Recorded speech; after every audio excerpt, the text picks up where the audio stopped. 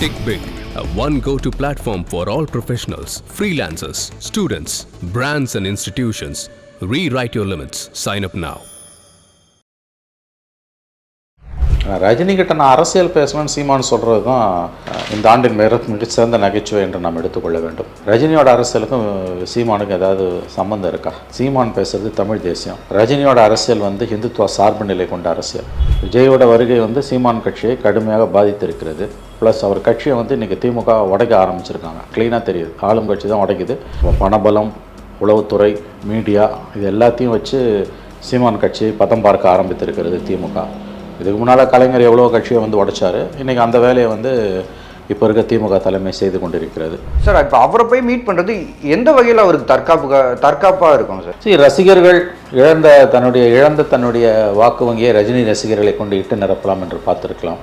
இதெல்லாம் எதுலேருந்து வருதுன்னா, வாக்கு வங்கி அரசியலோட அடிப்படை விழுமியங்களே தெரியாமல் இன்னமும் ஒரு கனவு உலகத்தில் சீமான் வாழ்ந்து கொண்டிருப்பதால தான் இந்த நெருக்கடி அவருக்கு வந்திருக்கு. தமிழ்நாட்டு பிஜேபியோட சிஎம் கேண்டிடேட்டை என்ன சிபாரிசு பண்ணுங்க அப்படின்ற ஒரு விஷயமா தான் போய் அவர் ரஜினியை மீட் பண்ணாருன்னு சொல்லி தினமலர்ல ஒரு நியூஸ் வந்திருக்கு. ஒரு பாதி உண்மை. ரஜினி அவர்கள் திமுகவோட ஒரு மேடையில் பேசுறாரு. இன்னைக்கு சீமான் போய் ரஜினியை சந்திச்சுட்டு வராரு. இது மாதிரியான சூழல் ஏன் உருவாகுது? அவர் எல்லா காலத்திலும் இப்படி தாங்க இருந்திருக்காரு. யாரு கூப்பிட்டாலும் போவாருங்க. அவர் திமுக மேடையில் ஏறி திமுக புத்திமதி சொல்வார். துரைமுருகனை பார்த்து என்ன சொன்னார்? பேர் சொல்லி சொன்னார். ஓல்டு பாய்ஸ்லாம் எந்திரிச்சு போக மாட்டேன்றாங்க. ஏன் நீங்களும் ஓல்டு பாய் தான் சினிமாவில், நீங்கள் போக வேண்டியதானே? விஜய் வரியால் அது ஓரளவு குறைஞ்சாலும் சீமானை இனிமேல் வளர விடக்கூடாது. ஒரு பக்கம் அவர் கட்சியை உடைக்கணும். அவர் ஒரு பாயிண்ட்டு சொல்லியிருக்காரு திரு சீமான். எனக்கு எதிராக பேசி என் கட்சிக்காரங்களை கட்சியை விட்டு உடைச்சி வெளியில் எடுக்கிறாங்க. ஆனால் அப்படி எடுக்கிறவங்கள அவங்க திமுகலையும் சேர்த்துக்கிறது இல்லை. கட்சிக்குள்ளேயே இன்னொரு சிலரை வச்சு இன்னொரு அங்கம் உருவாக்குறாங்க. நாம் தமிழர் போட்டி இது வழக்கமாக திமுகவோட பாலிசிங்க. பாட்டாளி மக்கள் கட்சியை உடைச்சி தீரன் தலைமையில் அந்த மாதிரி ஒரு கட்சியை ஆரம்பித்தாங்க. அதே மாதிரி முஸ்லீம் லீகெல்லாம் உடைச்சிருக்காங்க. எத்தனையோ கட்சிகளில் சொக்கலாக உடைச்சாங்க. இப்போ தேமுதிக உடைச்சாங்க. 4 எலெக்ஷனில் 8 வருஷமாக பண்ண தப்புக்கான பலனை இன்றைக்கி அவர் அனுபவிச்சுக்கிட்டு இருக்கார். புரியுதா? 16, 19, 21, 24 அவர் செய்த தவறுகளுக்கான பலனை இன்றைக்கி அனுபவிச்சுட்டு இருக்கார். அவர் கட்சியை சதறிக்கிட்டு இருக்குது. ஐ திங்க் அவருக்கு மெல்ல மெல்ல ஞானோதயம் கொண்டு இருக்கிறது தான் நான் நினைக்கிறேன். 26 கூட்டணி தவிர்க்க முடியாது, இல்லைனா கட்சி சதறிடுன்ற புரிதல் அவர் வந்துக்கிட்டு இருக்கு. விஜய் நான் கூட்டணிக்கு தயார்னு முதல் கூட்டத்திலே சொல்கிறாருங்க. அந்த வார்த்தையும் அந்த சொல்லாடலும் எப்படி வேணா இருக்கட்டும், கூட்டணிக்கு தயாருன்றார். நான் அதிகாரத்தில் பங்கு கொடுப்பேன்றார். அதோட அர்த்தம் நான் கொடுக்குறேன்றது கிடையாது, நான் ஷேர் பண்ணிக்க தயாருன்னு அர்த்தம். இன்னைக்கு அரசியல் விஜய்க்கு இருக்க அந்த பக்கம் ஏன் சீமானுக்கு இல்லை? சங்கின்ற வார்த்தைக்கு புதுசாக ஒரு எக்ஸ்பிளனேஷன் கொடுத்துருக்காரு. சகத்தோழன் நண்பன் அப்படின்னு சொல்லி ஒரு எக்ஸ்பிளனேஷன் கொடுத்துருக்காரு. அதை எப்படி பார்க்குறீங்க சார்? வணக்கம் சார். வணக்கம் சார். சார், நேற்று முன்தினம் இரவு 8 மணி அளவில் சீமான் அவர்கள் ரஜினி அவர்களை போய் சந்திச்சிருக்காரு. ஸோ இந்த ஒரு சந்திப்பு ஒரு பெரிய பேசுபொருளாக இருக்குது. ஏன்னா எதிர்பாராத ஒரு சந்திப்பு. அதுவும் சீமான் ரஜினி அவர்களை ஏன்னா கடுமையான விமர்சனங்களை பதிவு பண்ணியிருக்காரு ரஜினி மீது. அவர் கட்சி ஆரம்பித்து அரசியலுக்கு வரப்போகிறேன்னு சொன்னப்போ, அப்படி இருக்கக்கூடிய இந்த ஒரு சூழலில் அவர் போய் மீட் பண்ணிட்டு வந்திருக்காரு. இந்த சந்திப்பை எப்படி பார்க்குறீங்க சார்? சீமான் ரஜினியை சந்தித்தது பேசப்படும் பொருளாகி நம்முடைய ஊடகங்களை விவாதிக்க வேண்டும் என்பது என்ன சொல்கிறதுன்னு தெரியல. அது நிச்சயம் ஆரோக்கியமான அரசியலை நான் இதை பார்க்கல. ஆனால் வேறு வழியில் பேசி தான் ஆகணும். அதுதான் இப்போ நம்முடைய தலையெழுத்து. அதுதான் விஜய் வருகையினால் வந்த வினை இது. விஜயோட வருகை சீமான் கட்சியை கடுமையாக பாதித்திருக்கிறது. ப்ளஸ் அவர் கட்சியை இன்றைக்கி திமுக உடைக்க ஆரம்பிச்சிருக்காங்க. க்ளீனாக தெரியுது, ஆளும் கட்சி தான் உடைக்குது.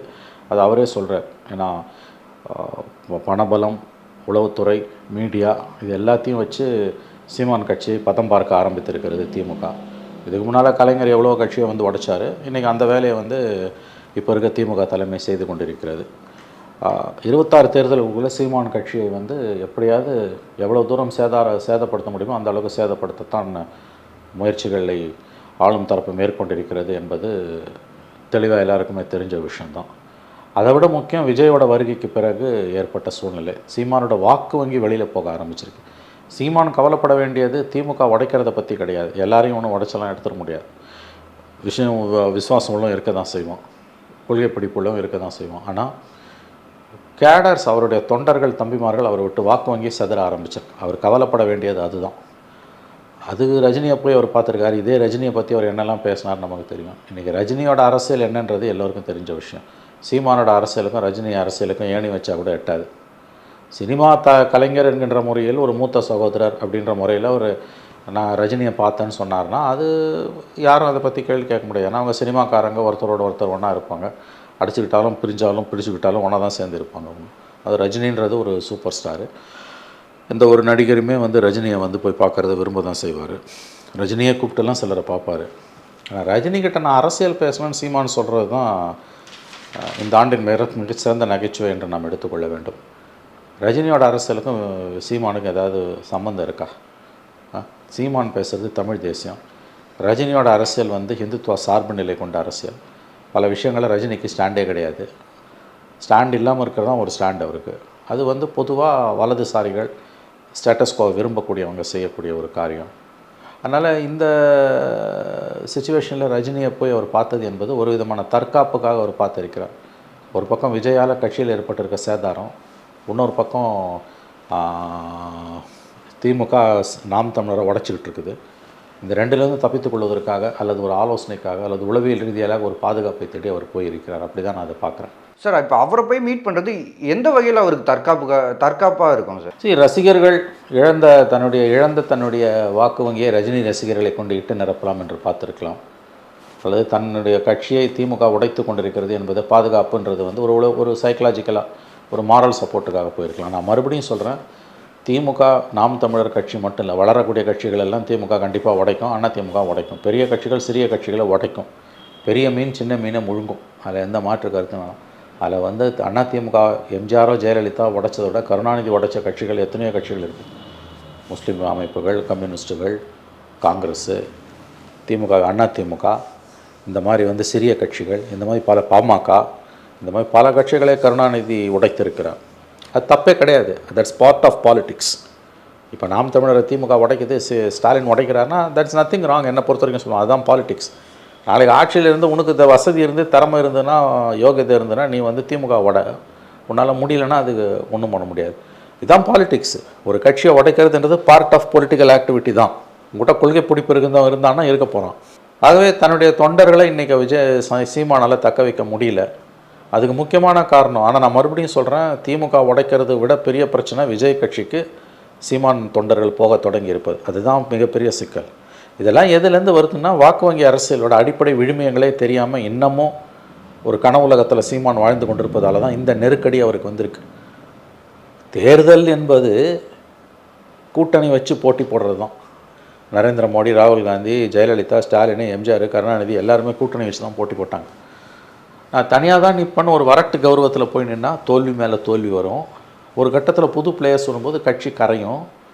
ப்ளஸ் நீங்கள் உடைக்கிற அந்த 4-5% ஓட்டு தங்களுக்கு ஆபத்துன்னு திமுக நினைக்குது, ஆளும் தரப்பு நினைக்குதுன்னா அவங்க இன்னும் நெருக்கடியை கொடுத்து உங்களை உடைப்பாங்க. இந்த அடிப்படை புரிதல் இல்லாமல் நான் வாக்கு வங்கி அரசியலையும் இருப்பேன் ஆனால் தனியாக நிற்பேன்னு சொன்னீங்கன்னா கண்டிப்பாக நீங்கள் வந்து இதெல்லாம் உங்களுக்கு தவிர்க்க முடியாதவை. இவையெல்லாம் உங்களுக்கு நடந்தே தீரும். சார், இன்றைக்கி வந்து தினமலரில் ஒரு நியூஸ் நம்ம பார்க்க முடியுது சார். அதாவது இதை ஒட்டி இந்த சீமான் ரஜினி சந்திப்பை ஒட்டி ஒரு நியூஸ் ஒன்று வந்திருக்கு. அதில் என்ன சொல்கிறாங்கன்னா, அவர்னால் திமுகவோட எதிர்ப்பை வந்து தனியாக நின்று தாக்கு பிடிக்க முடியல, அதனால் அவர் பிஜேபியில் இணையலான்ற ஒரு சிந்தனையும் அவருக்கு இருக்குது. இன்ஃபேக்ட் அதில் வந்து பிஜேபியில் தமிழ்நாட்டு பிஜேபியோட சிஎம் கேண்டிடேட்டை என்ன வந்து சிபாரிசு பண்ணுங்க அப்படின்ற ஒரு விஷயமாக தான் போய் அவர் ரஜினியை மீட் பண்ணாருன்னு சொல்லி தினமலரில் ஒரு நியூஸ் வந்திருக்கு. அபத்தமான நியூஸ். ஒரு பாதி உண்மை. திமுக தன் கட்சியை உடைக்குதுன்ற வருத்தமும் கோபமும் அவருக்கு இருக்குன்றது உண்மை. ஆனால் அவர் பிஜேபியில் சேருவார்ன்றது அபத்தமான இட்டுக்கட்டின கதை. அதாவது வந்து கற்பனைக்கு அளவில்லாமல் போச்சு. தன்னுடைய சிண்டு முடியும் வேலையை தினமலர் செய்து கொண்டு இருக்கிறது. எழுதினாலும் பொருத்தமாக எழுதணும். அவர் அதிமுகவோட கூட்டணிக்கு போகிறாருன்னு சொன்னால் அது லாஜிக்கலி கரெக்ட். பிஜேபியோட போகிறாருன்னு சொன்னால் அது அபத்தமானது. ஒருபோதும் அதெல்லாம் நிகழாது. அதுலேயும் தன்னை முதலமைச்சர் கேண்டிடேட்டாக பிஜேபி அறிவிக்கணும்னா இது ஒரு குழந்தை கூட இதை கேட்டால் சிரிக்கும். அப்போ இந்த லெவலுக்கு இவர் ஏன் போகிறாரு? ஏன் இந்த பத்திரிகைகள் போகின்றன? சில மீடியா ஹவுசஸ் தங்களுடைய எல்லையை மீறி பர்சனல் அஜெண்டாவை அவங்க வந்து பொதுவெளியில் வைக்கிறாங்க. இது வந்து பத்திரிகா தர்மத்துக்கு எதிரானது. இது அப்பட்டமான ஒரு பொய். இது ஜமக்காலத்தில் வடிகட்டின பொய். ஒரு பாதி உண்மை. திமுகவால் சீமானுக்கு ஆபத்து ஏற்பட்டு, அதாவது பாதிப்பு ஏற்படுது, அவர் கட்சியை உடைக்கிறாங்கன்ற கோபம் அவருக்கு வந்திருக்குன்றது உண்மை. தினமலர் சொல்கிறது உண்மை. ஆனால் அவர் பிஜேபியோட கூட்டணி போவார், தன்னை சிஎம் கேண்டிடேட்டாக கேட்பாருன்றதெல்லாம் அபத்தத்தின் உச்சம். அப்படியே உக்காந்துக்கின்னு கற்பனை குதிரையை தட்டி விட்டுட்டு எழுதிட்டுருக்காங்க. மக்கள் இதெல்லாத்தையும் வந்து நிராகரிச்சுட்டு போவாங்க. ஒரு கட்டத்தில் நாம் வந்து நகைப்புக்குரிய பொருளாக மாறுவோம், கேலி கூத்தாக நம்மளுடைய நிலை மாறிப்போகும், வில் பிகம் அ லாஃபிங் ஸ்டாக்னுவாங்க. அந்த புரிதல் கூட இல்லாமல் சில நேரங்களில் ஊடகங்கள் நடந்துக்கிறேன். அதோட அதனுடைய ஒரு எடுத்துக்காட்டு தான் தினமலரில் வந்திருக்கக்கூடிய இந்த செய்தி. சார், ப்ரீவியஸ் எலெக்ஷன்ஸில் இல்லாமல் இந்த எலெக்ஷன், அதாவது வரக்கூடிய சட்டமன்ற தேர்தல் 2026 சட்டமன்ற தேர்தல் நோக்கி பயணிக்கும் போது ஆளும் அரசு இந்த அளவுக்கு சீமான் அவர்களை, நாம் தமிழரை வந்து இந்த அளவுக்கு எதிர்க்கிறதுக்கான காரணம் இப்போ என்ன சார் வந்திருக்கு? 2026 தேர்தல் நோக்கி போகும் யாருக்கு? திமுகவுக்கு 8% ஓட்டு வச்சுருக்காருங்க அவர். விஜய் வரியால் அது ஓரளவு குறைஞ்சாலும் சீமானை வந்து இனிமேல் வளர விடக்கூடாது. ஒரு பக்கம் அவர் கட்சியை உடைக்கணும். அவர் ஒரு பாயிண்ட்டு சொல்லியிருக்காரு திரு சீமான், எனக்கு எதிராக பேசி என் கட்சிக்காரங்களை கட்சியை விட்டு உடச்சி வெளியில் எடுக்கிறாங்க. ஆனால் அப்படி எடுக்கிறவங்கள அவங்க திமுகலையும் சேர்த்துக்கிறது இல்லை, காசு கொடுத்து எனக்கு எதிராக பேச வைக்கிறாங்கன்றார். அவங்களையும் துண்டா விடுறாங்க. இது அந்த மாதிரி பேசுகிறவங்களுக்கு தோணணும். ஒரு கல்லில் 2 மாங்காய் அடிக்குது திமுக. சீமானுக்கு எதிராக நாம் தமிழர்லேருந்து பேசக்கூடியவங்கள உசுப்பி விட்டுட்டு அவங்க கட்சியிலேருந்து வெளியேறணுன்னா அவங்கள திமுகக்குள்ளேயும் அடைக்கலம் கொடுக்கறது கிடையாது. அவங்க துண்டா நிற்கிறாங்க. அவங்க எங்கே போவாங்க பொலிட்டிக்கலாக? கட்சிக்குள்ளேயே இன்னொரு சிலரை வச்சு இன்னொரு அங்கம் உருவாக்குறாங்க. நாம் தமிழர் போட்டி இது வழக்கமாக திமுகவோட பாலிசிங்க. பாட்டாளி மக்கள் கட்சியை உடச்சி தீரன் தலைமையில் அந்த மாதிரி ஒரு கட்சியை ஆரம்பித்தாங்க. அதே மாதிரி முஸ்லீம் லீகெல்லாம் உடைச்சிருக்காங்க. எத்தனையோ கட்சிகளை சுக்கலாக உடைச்சாங்க. இப்போ தேமுதிக உடைச்சாங்க. இது ரொம்ப சகஜமான விஷயம் அவங்களுக்கு. அஃப்கோர்ஸ் இது பாலிடிக்ஸ், நான் அதை ஒத்துக்கிறேன். இது வந்து பொலிட்டிக்கல் ஆக்டிவிட்டி. இது நாளை ஒரு காலத்தில் இது திமுகவுக்கு வரும், கண்டிப்பாக வரும். இல்லை சக்கரம் தானே, காலச்சக்கரம் சொல்லணும். இல்லை மேலே இருக்கவங்க கீழே இருக்கும், மேலேயும் போகிறதுன்றது விதி. எப்படி தீர்க்க விரும்புகிறீர்களோ அப்படியே தீர்க்கப்படுவீர்கள். இன்றைக்கி உங்கள் காட்டில் மழை, ஒவ்வொரு கட்சியாக உடச்சிக்கிட்டு இருக்கீங்க. அதாவது சீமான் வந்து அதில் பாதிக்கப்பட்டிருக்கிறார். எஸ், பாதிக்கப்பட்டு தான் இருக்கார். ஆனால் அவர் புரிஞ்சுக்கணும் ஒன்று, 2 விஷயத்தை அவர் புரிஞ்சுக்கணும். இந்த நிலைமைக்கு காரணம் அவர் தான். வாக்கு வங்கி அரசியல் இருந்துக்கிட்டு நான் கூட்டணிக்கு போக மாட்டேன்னு சொல்லும்போது செதறி ஓடுறாங்க. 2வது, அவர் பயப்பட வேண்டியது இன்றைக்கி திமுகவை பார்த்து கிடையாது. திமுக அரசோ, திமுக கிட்ட இருக்கக்கூடிய பணம், திமுகவோட கிட்ட இருக்கக்கூடிய உளவுத்துறையோ, மீடியா பலமோ கிடையாது. அவர் பயப்பட வேண்டியது விஜயை பார்த்து தான். அவர்கிட்ட சீமானுடைய வாக்கு வங்கி விஜயிடம் நகர்ந்து கொண்டிருக்கிறது. சார், நீங்கள் சொன்ன மாதிரி உளவியல் ரீதியாக ஒரு பெரிய அளவில் பாதிக்கப்பட்டிருக்கார். ரீசெண்டாக நடந்த அரசியல் நிகழ்வுகள்னால, குறிப்பாக திமுக, தாவேகா இந்த மாதிரி கட்சியோட ஒரு நிகழ்வுகள்னால அவர் உளவியல் ரீதியாக பாதிக்கப்பட்டிருக்கார். ஏன்னா புதிய தலைமுறையோட இன்டர்வியூலேயே அவர் சொல்கிறாரு, அரசியல் ஆபத்தான விளையாட்டுன்றாரு. ஓட்டுக்கு வந்து காசு கொடுத்து தான் இன்னும் அந்த அரசியல் தான் வந்து தொடர்ந்து நடந்துகிட்டு இருக்கு அப்படின்றாரு. சிஸ்டம் தப்பாக இருக்குன்றாரு. இந்த மாதிரி நிறைய விஷயத்த ரொம்ப ஒரு பெரிய மன உளைச்சலோடு பேசுகிறாரு. ஸோ ஆனால் இன்னொரு பக்கம் பார்த்தீங்கன்னா விக்ரவாண்டி பை எலெக்ஷனில் டேரெக்டாக ஏடிஎம்கே கிட்டே கேட்குறாரு, நீங்கள் புறக்கணிச்சிங்க, எங்களுக்கு ஆதரவு கொடுங்க அப்படின்னு சொல்லி ஓப்பனாகவே கேட்குறாரு. ஸோ இப்படி ஒரு சூழல்லாம் இருக்குது. ஆனால் ஸ்டில் நான் கூட்டணி சேர மாட்டேன், ஏடிஎம்கேயோடையும் நான் சேர மாட்டேன், நான் தனியாக தான் நிற்பேன், அப்படி இருக்கிறதுக்கான காரணம் என்னவா நீங்கள் நினைக்கிறீங்க? இன்றைக்கி வந்துங்க இந்த நிமிஷம் கூட்டணியை பற்றி பேசுகிறது அபத்தமானது. 1.5 வருஷம் இருக்குது எலெக்ஷனுக்கு. யூ ஷுட் நாட் ஸ்பிரிண்ட் மேரத்தானை தான் ஓடணும், ஸ்பிரிண்ட் மாதிரி ஓடக்கூடாது. இன்றைக்கி போய் நான் கூட்டணிக்கு தயார்னு சொன்னார்னா அவர் யார்கிட்ட போவார்? ஏடிஎம் கிட்ட போவார்னு தெரிஞ்சால் அதை கண்டிப்பாக திமுக கெடுத்துரும். திமுக கிட்ட இருக்க பண பலம், அதிகார பலத்தை வச்சு அவங்க அதை கெடுத்துருவாங்க. ஆனால் அந்த ஞானோதயம் அவருக்கு வரணும். 4 எலெக்ஷனில் 8 வருஷமாக பண்ண தப்புக்கான பலனை இன்றைக்கி அவர் அனுபவிச்சுக்கிட்டு இருக்கார். புரியுதா? 16, 19, 21, 24 அவர் செய்த தவறுகளுக்கான பலனை இன்றைக்கி அனுபவிச்சுட்டு இருக்கார். அவர் கட்சியை சதறிக்கிட்டு இருக்குது. ஐ திங்க் அவருக்கு மெல்ல மெல்ல ஞானோதயம் வந்து கொண்டு இருக்கிறது தான் நான் நினைக்கிறேன். 26 கூட்டணி தவிர்க்க முடியாது, இல்லைனா கட்சி சதறிடுன்ற புரிதல் அவர் வந்துக்கிட்டு இருக்கு. ஆனால் அது தேர்தல் நேரத்தில் தான் அவர் முடிவு செய்யணும். இப்போயே முடிவு பண்ணார்னா அது இன்னமும் அதில் பாதாளத்துக்கு தான் அவருடைய கட்சியை கொண்டு போகும். 11th ஹவரில் தான் அதை முடிவு செய்யணும். அதை அவர் உணர்ந்திருக்காருன்னு தான் எனக்கு தோணுது. இது வரைக்கும் 4 தேர்தல்களை செய்த தவிர 26 அவர் செய்ய மாட்டார் என்று நான் நம்புகிறேன். சார், சீமான் கட்சி வந்து ஆட்கள் விலகி, ஆதரவாளர்கள் முக்கிய பொறுப்பில் இருக்கவங்க விலகி போகிறதுன்றது தொடர்ந்து நடந்துட்டு தான் இருக்குது. ஆனால் கட்சியோட முக்கிய முகங்கள்லாம் இருக்கவங்க, அதில் நாம் தமிழ்லேருந்து வெளியேறி இன்றைக்கி ஏடிஎம்கே, டிஎம்கேல இருக்கக்கூடிய வெளியே போய் அந்த கட்சியில் வந்து முக்கிய பதவிகள் வகிக்கிட்டு இருக்காங்க. ஆனால் இந்த ஒரு சூழலில் தான் அவர் வந்து எலெக்ஷனில் போட்டிட்டு 8% ஓட்டு வாங்கி ஒரு அங்கீகாரம் பெற்றார். ஸோ அப்படி இருக்கும்போது வரக்கூடிய தேர்தலில் ஏன் அவர் கட்சியிலேருந்து விஜயை பார்த்து பயப்படக்கூடிய சூழல் அவளுக்கு உருவாக்கியிருக்கு? ஏன் பயப்படுறாங்கன்னா, இவர் 8%ன்றது 10% ஆகலாம், ஜெயிக்க முடியாது, ஒரு சீட்டு கூட ஜெயிக்க முடியாது. இது இப்படியே தான் ஓடும். இன்னும் எத்தனை தேர்தல் ஆனாலும் 8, 10 ஆகும், 10, 12 ஆகும், 12, 13, 14, அதுக்கு மேலே போகாது. அதிகபட்சம் 15 ஜெயிக்கவே முடியாது இவர். ஏன்னா இவர் வரட்டு பிடிவாதத்தில் இருக்கார், கூட்டணி இல்லைன்னு. ஆனானப்பட்ட ஜெயலலிதாவும் கருணாநிதியுமே கூட்டணி வச்சு தான் ஜெயிக்கிறாங்கன்னா சீமானால் எப்படி தனியாக ஜெயிக்க முடியும்? இந்த எண்ணம் வந்து அவருடைய தொண்டர்களுக்கே வர ஆரம்பிச்சிருக்கு. அதனால தான் விஜய் வந்தோன்னா அவங்க அந்த பக்கம் நகர்றாங்க. விஜய் வந்து நான் கூட்டணிக்கு தயார்னு முதல் கூட்டத்திலே சொல்கிறாருங்க. அந்த வார்த்தையும் அந்த சொல்லாடலும் எப்படி வேணா இருக்கட்டும், கூட்டணிக்கு தயாருன்றார். நான் அதிகாரத்தில் பங்கு கொடுப்பேன்றார். அதோட அர்த்தம் நான் கொடுக்குறேன்றது கிடையாது, நான் ஷேர் பண்ணிக்க தயாருன்னு அர்த்தம். இன்றைக்கி அரசியல் வந்த விஜய்க்கு இருக்க அந்த பக்கம் வந்து ஏன் சீமானுக்கு இல்லை? அது அவருடைய கேடர்ஸை பாதிக்க ஆரம்பிச்சிருக்கு, அவருடைய வாக்கு வங்கி செதற ஆரம்பிச்சிருக்கு. அது ஒரு பக்கம். இன்னொரு பக்கம் திமுகவோட அட்டகாசம் ஒரு பக்கம் அவர் போய் ரஜினி வாசலில் நிற்க வைக்குது. தன்னோட கட்சியை காப்பாற்றிக்கிறதுக்கு அவர் ரஜினியின் உதவியை நாடி இருக்கிறார். சிதறி கொண்டு இருக்கக்கூடிய தன்னுடைய வாக்கு வங்கியை காப்பாற்றுவதற்கு அவர் ரஜினியிடம் போய் நின்று இருக்கிறான்னு தான் நான் பார்க்குறேன். ஏன்னா அரசியலும் ரஜினிகிட்ட பேசணுன்றார். இதை விட ஒரு அபத்தமான ஸ்டேட்மெண்ட் நான் சொன்னால it's joke of the year. 24ஆம் ஆண்டின் மிகச்சிறந்த ஜோக் அரசியல் குறித்து சீமானும் ரஜினியும் பேசினாங்கன்றது. ஏன்னா ரஜினியோட அரசியல் என்ன மாதிரியான அரசியல் எல்லாருக்கும் தெரியும். அதை சொன்னாங்கன்னா வந்து நீங்கள் வந்து அது வந்து எப்படி வாயால் சிரிப்பாங்களான்றது கூட எனக்கு தெரியாது. அந்த மாதிரியான ஒரு விஷயம் அது. ஸோ ரஜினியோட புரிதல் என்ன, ரஜினியோட அரசியல் என்ன? சீமான் பேசுகிறது தமிழ் தேசிய அரசியல், ஒரு விதமான அதிதீவிர அரசியல். இது ரஜினி வந்து நேர்கோட்டில் நிற்கிறாரு. இது வட துருவம் தென் துருவம் மாதிரி. எப்படி வந்து இவங்க ரெண்டு பேருக்கும் இவர்கிட்ட பேச இவருக்கு என்ன அரசியல் இருக்குது நான் கேட்குறேன். மற்றவங்க பேசினா ஓகேங்க. இப்போ வந்து நார்மல் பாலிடிக்ஸ் பண்ணக்கூடியவங்க ஏங்க ஒரு திமுக, அண்ணா திமுக, காங்கிரஸ், பிஜேபிக்காரங்க கூட போய் வந்து ரஜினிகிட்ட அரசியல் பேசினா அது புரிஞ்சுக்கலாம். சீமானோட அரசியல் இதிலிருந்து நேர் எதிரான அரசியல் இல்லையா?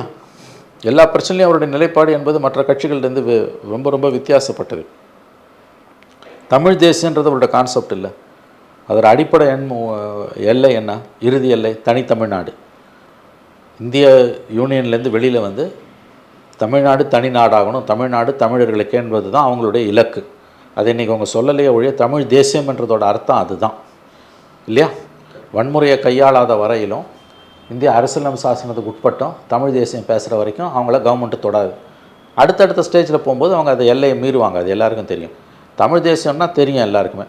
தமிழர்களுக்கு தமிழ்நாடு, இந்திய தேசியத்துக்குள்ளே இருக்கிற தமிழ் தேசியம் வேறானது. இந்தியான்ற நாட்டுக்குள்ளே தமிழ்நாடு இருப்பதை நாங்கள் ஒப்புக்கொள்ளவில்லை. தமிழ் தேசியம் என்பது எங்களுடைய தனி இனம். நேஷ்னலிஸ்டிக் கொஸ்டின் அது. இதான அவரோட பாலிசி. ரஜினி இதுக்கு ஒத்துப்பாரா? இல்லை சார், அவர் என்ன சொன்னார்னா ரஜினிக்கு வந்து பெரிய எக்ஸ்பீரியன்ஸ் இருக்குது சினிமாலேயும் அரசியல்லையும். சினிமாவில் ரஜினிக்கு எக்ஸ்பீரியன்ஸ் இருக்குன்றது ஓகேங்க. 50 வருஷம் ஆகுது. அடுத்த வருஷம் வந்துன்னா ரஜினியோட அரசியல் வருகைக்கு 50 வருஷம். அபூர்வராங்கள் படம் 75 வந்து ரஜினிக்கு அரை நூற்றாண்டு அனுபவன்றதில் மாற்று கருத்து கிடையாது. இந்தியாவில் இன்றைக்கி 50 வருஷமாக ஃபீல்டில் இருக்கக்கூடிய விரல் விட்டு எண்ணக்கூடிய தமிழ்நாட்டில் கமல், ரஜினி, புரியுதா? அதில் மாற்று கருத்து இல்லை. அரசியலில் அவருக்கு அதிக அனுபவம்னு சொன்னால் யாராவது கேட்டால் நான் மறுபடியும் சொல்கிறேன், எப்படி சிரிப்பாங்கன்னு தெரியாது. அதுதான் நான் சொல்கிறேன். 2024ஆம் ஆண்டின் மிகச்சிறந்த நகைச்சுவை ரஜினியை பார்த்து சந்தித்து சீமான் அரசியல் பேசியது மட்டுமல்லாமல் ரஜினிக்கு சினிமாவிலும் அரசியலும் நல்ல அனுபவம் இருக்கிறது என்று சொன்னது. எங்கே வந்து நிற்கிறாரு பார்த்தீங்களா சீமானு? ரஜினியை ஒரு அரசியல்வாதியாக கருதி அவர்கிட்ட போய் அரசியல் பேசிட்டு வந்து ரஜினி அரசியல்வாதியாக பேசக்கூடிய அந்த பேச்சு வந்து சீமான் எந்த அளவுக்கு பலவீனமாக இருக்கிறார் என்பதைத்தான் காட்டுது. இது எல்லாமே வந்து விஜய் படுத்தும் பாடு. என்ன அரசியல் ரஜினிக்கு? தயவு செஞ்சு அது என்ன அரசியல் ரஜினியை சொல்லுங்களேன். ஒரு அரை நூற்றாண்டு, கால் நூற்றாண்டு காலம் அரசியலுக்கு வரான்னு சொல்லி தன்னை நம்பிய தொண்டர்களையும் ரசிகர்களையும் கழுத்தறுத்து ஒரு தலைமுறையாக அவரால் ஏமாற்றப்பட்டது. கடைசியில் கொரோனாவை காரணம் காமிச்சு அரசியலை பார்த்து அஞ்சு நடுங்கிய ஒரு மனிதர் அவர். அவருடைய கருத்துக்கள் எல்லாம் 10ஆம் பசலியானவை, அபத்தமானவை. எல்லாத்துக்கும் போராட்டம்னா நாடு சுடுகாடாயிடும். தூத்துக்குடி துப்பாக்கி சூட்டில் 18 பேர் செத்த பிறகு சொன்ன வாய் அந்த வாய். அவரை போய் அரசியல்வாதின்ற வகை அந்த கிளாசிஃபிகேஷனில் வச்சு அவரை சந்தித்து பேசுகிறது மாதிரியான, அதாவது எப்படி சொல்கிறேன்னா, இதை மற்றவங்க யாராவது பண்ணாங்கன்னா கடந்து போகலாம். இதை தெளிவான நிலைப்பாடு கொண்ட ஒரு தெளிவான அரசியல் பார்வை கொண்ட சீமான் செய்வது ரொம்ப ரொம்ப ரொம்ப எப்படி சொல்கிறது, நகைப்புக்குரியது. தன்னுடைய நம்பகத்தன்மையை, வீரியத்தை வெகு விரைவாக சீமான் இழந்து கொண்டிருக்கிறார். ஒரு பக்கம் விஜய்கிட்ட அவருடைய வாக்கு வங்கி பலியாகிட்டு இருக்கு. இன்னொரு பக்கம் சீமான் தானே தன்னுடைய வாக்கு வங்கியை சூறையாடி கொண்டிருக்கிறார். யானை தலையில் மண்ணள்ளி போட்டுக்கிற கதை தான் இது சார். அதாவது அவர் ரஜினி அவர்கள் அரசியல் இருந்து விலகுறேன்னு சொன்னதுக்கப்புறம் பெரிய லெவலில் அரசியலுக்கு வராமலே ஒருத்தன் எப்படிங்க விலக முடியும்? அவர் அரசியலை விட்டு விலகினாருன்றதே அபத்தமான, ரொம்ப அதாவது எள்ளி நகையாடக்கூடிய ஸ்டேட்மெண்ட்டுங்க. நான் வரேன்னு 96லேருந்து சொல்லி 2020 டிசம்பர் மாதம் முதல் வாரத்தில் சொல்லிவிட்டு கடைசி வாரத்தில் நான் வரலன்னு அவர் வராமலே அரசியலேருந்து விலகினவர். அவர் அரசியல்வாதியாக பேசுகிறதும் அவர் அரசியலேருந்து விலகினான்றதும் அபத்தத்தின் உச்சம். உங்கள் வார்த்தைகளை நீங்கள் எச்சரிக்கையாக பயன்படுத்தணும். அரசியலுக்கும் ரஜினிக்கும் ஸ்நான பிராப்தி கூட கிடையாது. தூரம் இருந்து எட்டி பார்த்துட்டு அரசியலில் குதிப்பதற்கு அஞ்சு நடுங்கி ஓடிய ஒரு மனிதர் அவரை பற்றி சொல்கிறதுனா இவ்வளோ தான். ரஜினியோட அரசியலை பற்றி நம்ம சொல்கிறோம்னா, சினிமாவை பற்றி நான் சொல்லலை. ரஜினியோட அரசியல் என்பது ஒரு தலைமுறையை ஏமாற்றி கடைசி நேரத்தில் வரேன்னு வாக்குறுதி கொடுத்துட்டு அந்த வாக்குறுதியும் காப்பாற்றாமல் அரசியலை குதிப்பதற்கு அஞ்சு நடுங்கி ஓடிய ஒரு மனிதர் அவருடைய கருத்துக்கள், அவருடைய அரசியல் பார்வை எல்லாம் 10ஆம் பசலித்தனமானவை, வலதுசாரி பார்வை கொண்டவை. அவர்கிட்ட போய் நான் அரசியலை விவாதித்தேன்னு அதிதீவிர அரசியல் கொண்ட தமிழ் தேசியம் பேசக்கூடிய ஒருவர் பேசுகிறாருன்னா இதை விட ஒரு முரண்பாடு வேறு எதுவும் இருக்க முடியாது.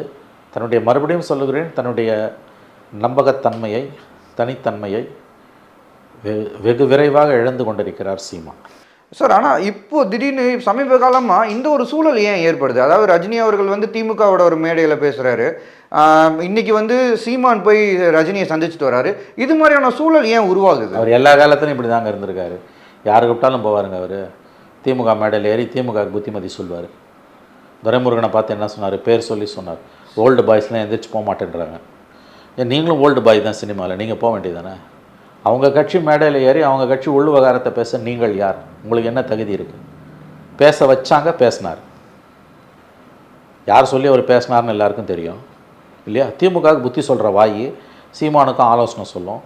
நாளைக்கு மோடி வந்தார்னா மோடியோட பதவியேற்பு விழா, மோடி கலந்துக்கிட்ட நிகழ்ச்சியில் போய் கலந்துக்கும். வேறு யாராவது கூப்பிட்டாங்கன்னா அங்கேயும் போய் நிற்பார். அவர் எல்லாருக்கும் நல்லவங்களாக இருக்கணும்னு நினைக்கக்கூடியவர். ஆனால் அவருடைய அரசியல் என்பது 10ஆம் பசலித்தனமானது, பகுத்தறிவுக்கு பொருந்தாதது, வலதுசாரி தன்மை கொண்டது. அவர்கிட்ட போய் ஒருத்தர் அரசியலை விவாதிக்கிறாருன்னா போய் நிற்கிறவரை தான் நம்ம சொல்லணும். ரஜினியை சொல்கிறதுக்கு ஒன்றுமே இல்லை. சார், முடிச்சுட்டு அந்த சந்திப்புக்கு பிறகு வெளியே வந்ததுக்கப்புறம் சங்கின்ற வார்த்தைக்கு புதுசாக ஒரு எக்ஸ்ப்ளனேஷன் கொடுத்துருக்காரு.